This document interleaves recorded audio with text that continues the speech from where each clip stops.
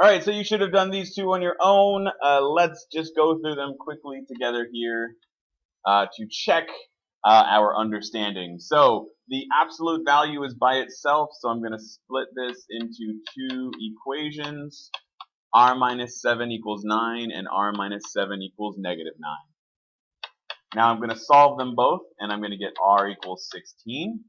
I'm going to add 7 to both sides here, and I'm going to get R equals negative 2. So my solution is 16 and negative 2. This one over here, we're going to get the absolute value by itself first. So first I'm going to subtract negative 4.1, and that's 2 times the absolute value of S equals, what is that, 14.8. Then I'm going to divide both of these sides by 2, and the absolute value of S equals 7.4. And now that the absolute value is by itself, I can split it into 2. I get S equals 7.4, and I get S equals negative 7.4. And so that's my solution. S is 7.4 and negative 7.4. Again, if you guys have any problems with that, like normal, you can leave a comment, you can talk to me. Let's move on to our next example, though. What happens when we get an absolute value with no solution? That can happen. We can have numbers where the distance away from 0 doesn't work. So let's take a look at this example right here. Let's solve for the absolute value first. We have this plus 6 over here. Don't want that. Let's solve for it. I'm going to subtract 6 from both sides. When I do that, I get the absolute value of 3x plus 5 equals negative 8.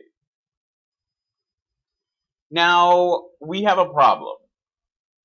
We have a problem with this solution that came down here. Absolute value is always a positive number, right?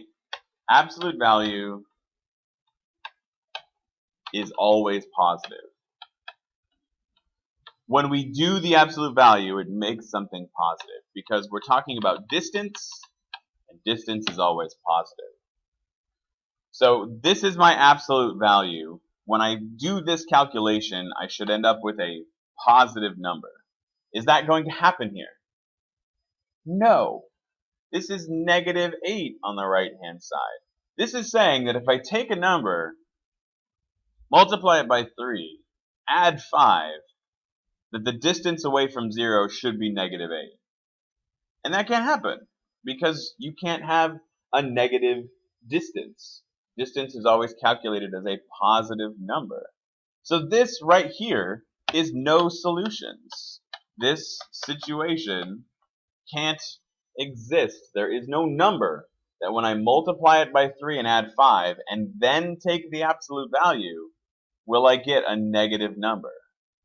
So, when your absolute value equals a negative number,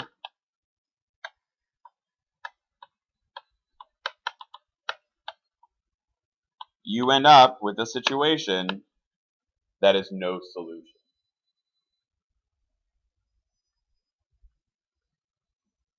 And I've got a problem for you on your canvas. Let's practice that a little bit. Let's go ahead and do the last example.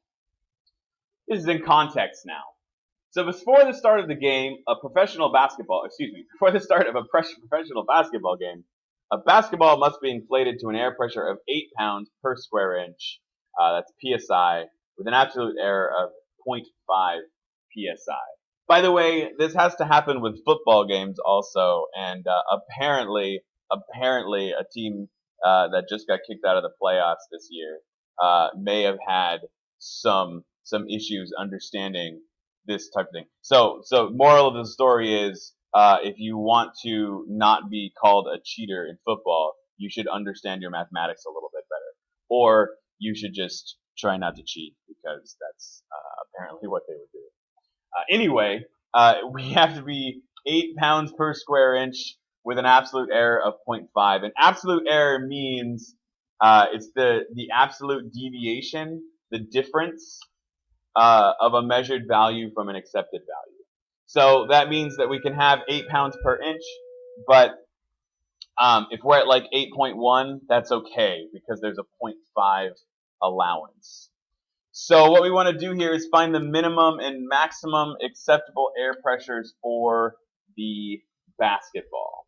So what we need to say here is we have the min or max value, which is our x, and we need that value to be within 0.5 of our accepted limit, right? So the absolute difference we can have is 0.5, and that has to go within our excuse me, that has to be within 8 pounds. So if we take the absolute value, we subtract what ours is, and we subtract that 8 pounds, it will tell us the difference to see if it's within this error. So this is our equation, right?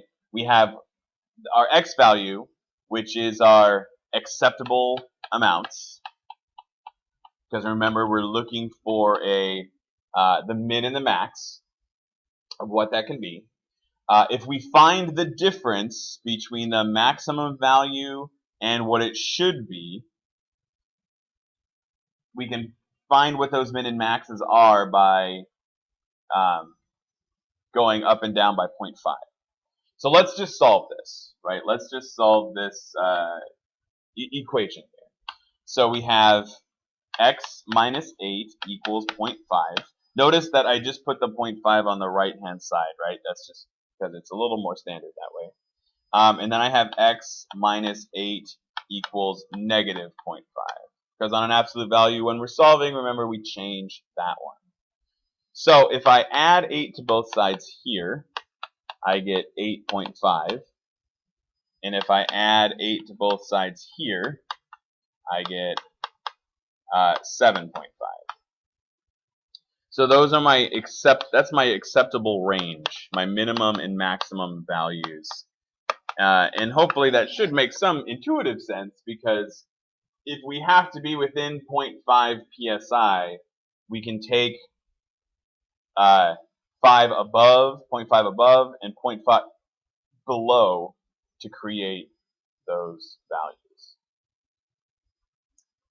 All right, so we've got one more set of questions for you back on Canvas and one more video with those examples. So go ahead and go back to your Canvas lesson now and check that out. And in the next video, we will answer that. I think it's only one question. So.